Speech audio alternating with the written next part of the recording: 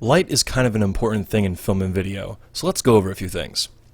The first thing to know is that lights come in different colors known as temperatures or Kelvin, and for our purposes, the range we mostly focus on is the 2500 to 6500 range. The lower the number, the more warm the light. The higher the number, the more white and blue the light.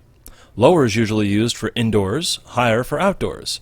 Lights that have a low Kelvin would be a candle or an incandescent bulb, and a high Kelvin would be the daytime sun.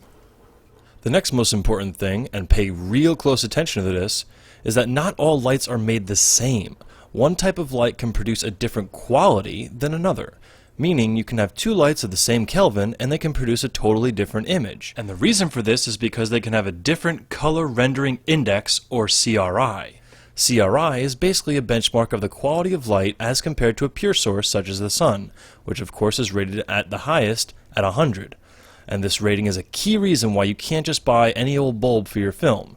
Think of it as putting a plastic lens in front of a really expensive camera. But even if you're on a budget, you can get high CRI bulbs. The ideal is the 90 to 100 range. As low as 80 is kinda passable, but shoot for higher. If the CRI rating isn't posted, then you probably shouldn't buy it, unless it's based on the basic principles we're about to go over. Regular incandescent bulbs are about 100 CRI and are naturally a lower warm Kelvin. But that brings up another point. You can buy daylight high Kelvin incandescent bulbs. But here's the trick. They are coloring the glass to change the color of the lights, and you don't know the quality of that color alteration. And chances are it's going to be a poorer CRI because of it. So only get standard incandescent and then use your proper color gels to change it if needed. On this list, incandescent bulbs produce the most heat and use the most energy.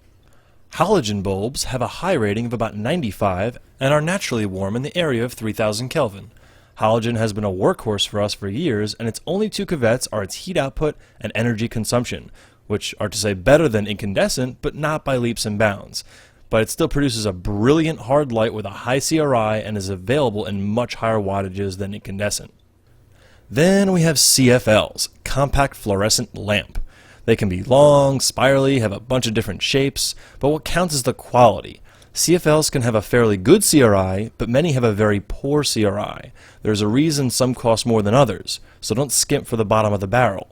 Other than that, CFLs put off much less heat and consume a lot less energy than halogen, but at the trade-off that they are a softer light than halogen. So they can't throw light quite as far, and also their output is proportional to their size. So more power means a much bigger bulb. The other trick is that CFL Kelvin ratings are dependent on the phosphors they use. So it can be 2800, 3300, 5500, really whatever they want to color it. That's why you need to be extra careful about CRI ratings with CFLs. It can vary greatly. One other thing to note is that CFLs use an electronic ballast, which should keep any flickering issues at bay. But if you go for traditional tube fluorescent lighting, you'll need to be more careful because they usually use the older magnetic ballasts, which can be very flickery, and that is no good. So remember, electronic good, magnetic bad. Finally, LEDs are the most efficient and produce the least amount of heat, but with a lot of considerations. You can't just plug in a single LED, so you'll likely have to buy it in some kind of fixture or bank. LEDs can have a horrible CRI, and the ones with a high CRI are usually pretty expensive. They are also a harder light than CFLs, but unlike halogen, which emits a hard light in all directions, the LED light is projected in a specific pattern, which is tougher to manipulate. So with LEDs, you'll likely have to spend a bit extra to get a quality fixture. As we progress, the newer types of light will eventually increase in quality and reduce in price. Just be sure to keep these basic principles in mind when buying lights, and you'll do just fine. Darren Levine, MediaHalo.com. Happy shooting!